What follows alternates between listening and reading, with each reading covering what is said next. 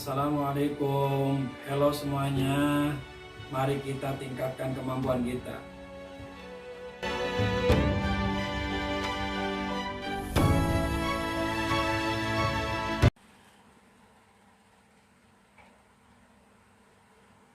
Assalamualaikum warahmatullahi wabarakatuh.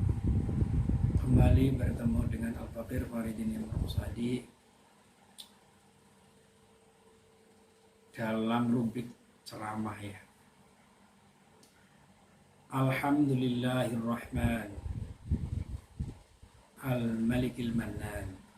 Asyhadu an la ilaha illallah wahdahu la syarika lahu khaliqul insi wal jan wa asyhadu anna Muhammadan abduhu wa rasuluh rahmatan al-mab'utsu rahmatan fil kulli zamani wal makan.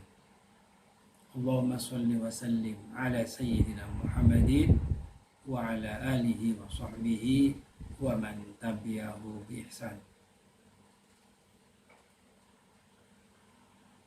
Qala Allah Ta'ala fil Qur'an wa ibadur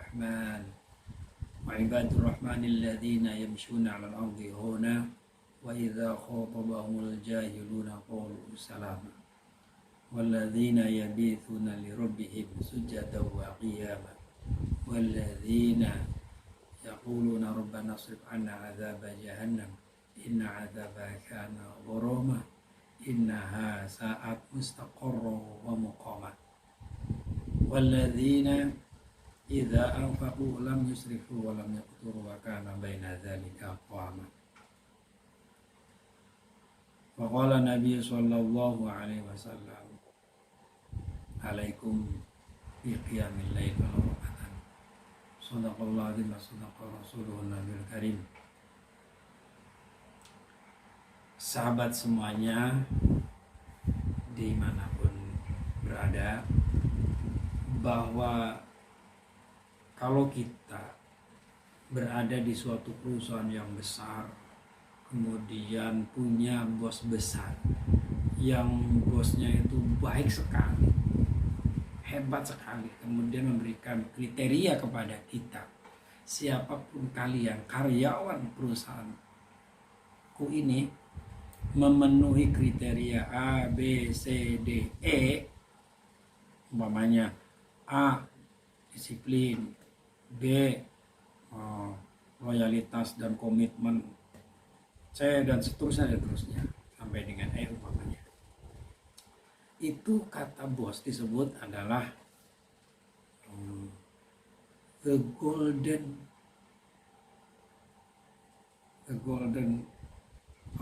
manpower. The golden manpower. Nah, itu dapat julukan seperti itu oleh bos. Itu sangat kemudian mendapatkan kedekatan, hubungan yang sangat dekat dengan bos, hampir menyatu. Nah, yang demikian itu namanya karyawan teladan. Sahabat semuanya, bagaimana dengan kita orang beriman? Kalau kita kemudian kata Allah menyampaikan adalah saya adalah Allah Tuhan yang Maha Pengasih, kemudian memberikan kepada kita orang beriman gelar kepada kita, yaitu ibadur rahman, hamba-hamba Allah yang Maha Pengasih. Tentu kita akan merasa bangga, senang, dan begitu menyenangkan, dan insya Allah akan menular kepada yang lain. Sahabat, semangat 18 dimanapun berada. Oleh karena itu berarti apa? Berarti kita termasuk orang yang luar biasa. Ibadur Rahman, Allah menyampaikannya adalah Ibadur Rahman, hamba-hamba Tuhan yang Maha Pengasih. Bayangkan ada Duyufur Rahman, tamu-tamu Allah yang Maha Pengasih. Itu jamaah haji atau jamaah umroh. Tapi kita kemudian mendapatkan gelar Ibadur Rahman. Gimana itu kriterianya?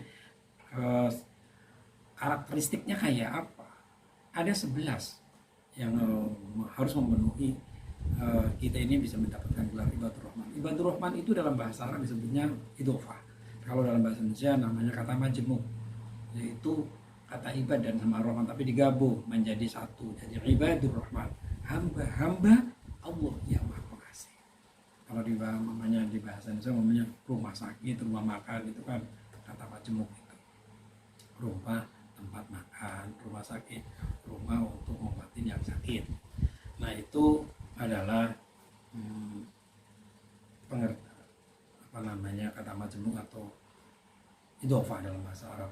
Sahabat semuanya, ini menunjukkan seorang hamba yang kemudian dikaitkan dengan sifat kasih sayangnya Allah yang luar biasa itu, berarti hamba itu harus memenuhi kriteria 11. Sementara sekarang akan disebutkan 3 hal dulu. Menurut surah Al-Furqan ayat 63 sampai 74. 11 ayat. Sahabat, semangat 18 kajian ceramah dan inspirasi. Apa itu? Yang pertama, alladzina yamshuna 'alal ardi hauna.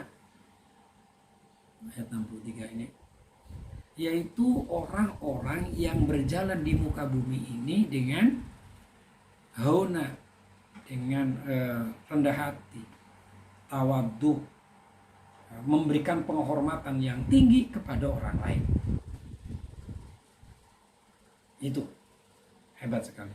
Ketika kita berada bersosial, bermasyarakat, di mana saja berada, baik itu di lingkungan kita ketika kita tinggal, atau di lingkungan kita di suatu tempat pekerjaan, atau kita juga berada di suatu komunitas yang lain dan lain sebagainya.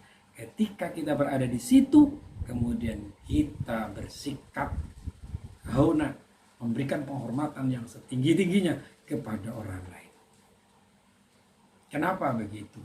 Karena orang lain itu adalah makhluk Allah. Yang kata Allah sendiri, walaqad karramna bani Adam. Saya, kata Allah, sungguh-sungguh memuliakan anak cucu Adam. Manusia, kita dimuliakan oleh Allah. Nah, bagaimana antar sesama kita? Nah, mengapa? Nah, yang kedua,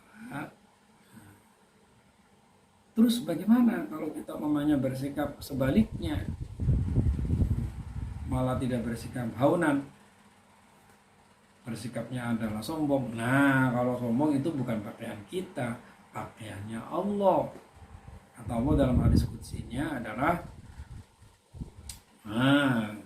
al-kibriya'u ridai wal 'azamah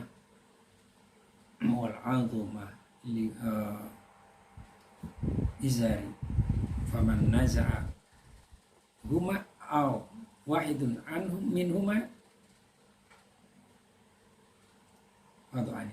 nazani, bahwa siapa saja, bahwa kesombongan adalah selendangku, dan kemudian yang namanya keagungan adalah sarungku atau pakaian.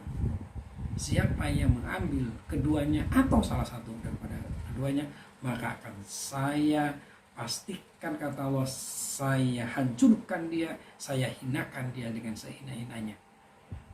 Kenapa seseorang kok bisa bersikap sombong?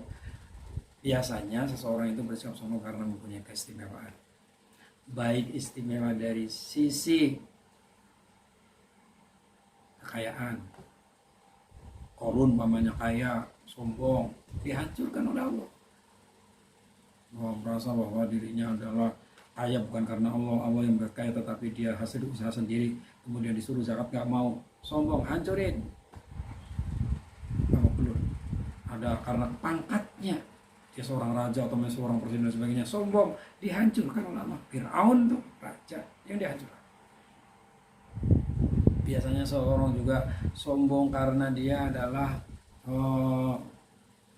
punya nasab yang tinggi umpamanya, karena anaknya raja gitu, anaknya bangsawan dan lain sebagainya, punya keturunan, dia adalah keturunan bangsawan, sombong, dihancurkan. Apa hebatnya itu anaknya Nabi Nuh? anaknya Nabi Nuh Kan'an, anaknya Nabi dihancurkan oleh Allah, sombong hancur. Maka manusia tidak boleh sombong, harus memberikan penghormatan yang tinggi kepada orang lain. Tawaddu,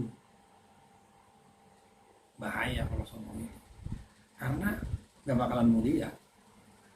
Ya kalau yang memang pengen mulia, ya harus adab sopan santun. Asyaruf bil adab la bin nasab. Kemuliaan harus dengan sopan santun, bukan karena nasab. Ada lagi mamanya sombong gara-gara ibadahnya lebih hebat daripada orang lain, itu juga bisa sombong. Hatinya begitu, gue nih lah, tidak, orang lain nggak seperti gue nih, karena duhanya tiap saat, tahajudnya tiap saat, itu baca Qurannya luar biasa, kemudian merasa bangga, orang lain mah nggak pernah baca Quran gitu, orang lain mah nggak pernah duha, orang lain nggak pernah mulai dan sebagainya, menyepelekan orang lain gara-gara kita ibadahnya bagus, juga bahaya. Na'udzubillah min dzalik. Karena itu ketika kita diberikan keistimewaan, itu bukan semata-mata karena keistimewaan itu datangnya dari kita, tetapi Allah menghendaki kita menjadi orang yang baik. Maka tidak boleh sombong. Sahabat, kajian inspirasi. Lalu bagaimana? Yang berarti kita insya Allah kalau bersikap tawadu, man tawadu'a rafa'ahu, man tawadu'a lillah rafa'ahullah, wa man takabbara wada'ahullah. Siapa yang tawadu, yang rendah hati, Allah angkat derajatnya. Tawadunya semata-mata karena Allah, bukan karena yang lain-lain, bukan karena kekayaan, bukan karena jabatan dan lain sebagainya. Itu diangkat derajatnya oleh Allah Subhanahu wa taala. Wa man takabbara wada'ahullah, sombong dihancurkan oleh Allah. Yang kedua adalah wa idza khotabahumul jahilun qalu salama. Kalau dia adalah diejek orang gitu, dihinakan orang, jadi orang yang tidak tahu tentang kita gitu, kemudian hai si bodoh, hai kampungan, hai si miskin dan sebagainya. Kemudian apa jawabannya? Alhamdulillah, terima kasih kawan informasinya. Cukup seperti itu, sehingga selama tidak ada bentrokan. Coba kalau namanya kita membalikan ucapan dia, hai si miskin, kita kembalikan lo yang miskin, hai si bodoh, lo yang bodoh, si kampungan, lo yang kampungan, itu bisa berantem. Nah berarti apa? Makanya kata Allah, fa'fu anhum wastaghfir lahum. Kalau kepada orang yang kayak gitu itu, yang bodoh-bodoh itu adalah fa'fu anhum, maafkan dia, wastaghfir lahum, dan doakan dia semoga mendapatkan petunjuk menjadi orang yang soleh dari bimbingannya Allah Subhanahu wa taala, dari petunjuknya Allah. Allahumma hdi qaumi fa innahum la ya'lamun. Berikan dia petunjuk ya Allah karena dia tidak tahu. Itu akan aman, damai, sejahtera. Idza khotabahumul jahilun qalu salama. Sehingga kita insyaallah akan semuanya nyaman. Nah, itu hebat sekali. Yang ketiganya adalah walladzina yabitsuna lirabbihim sujada wa qiyama. Bahwa yang ketiga adalah orang-orang yang termasuk kelompok hamba-hamba Allah yang pengasih adalah orang yang malam-malamnya selalu dihidupkan. Kata Rasul, alaikum biqiyamil lail wal ruk'atan. Kamu harus menjadi orang yang senantiasa menghidupkan malam itu, walaupun hanya sholatnya 1 rakaat. Syukur bisa 3, syukur bisa 5, atau umumnya 7, bahkan sampai 11. Itu lebih baik lagi. Seandainya 1 rakaat saja, walau rakaatan. Ini kalau kita bisa seperti itu, insya Allah termasuk bagian daripada hamba-hamba Allah yang maha pengasih. Mudah-mudahan kita berada di posisi itu, sekecil apapun kita, insya Allah kita bisa berbuat ke arah sana. Selalu berdoa, selalu meminta petunjuk dari Allah, dan insya Allah kita terinspirasi lebih baik lagi. Thank you very much. Assalamualaikum warahmatullahi wabarakatuh.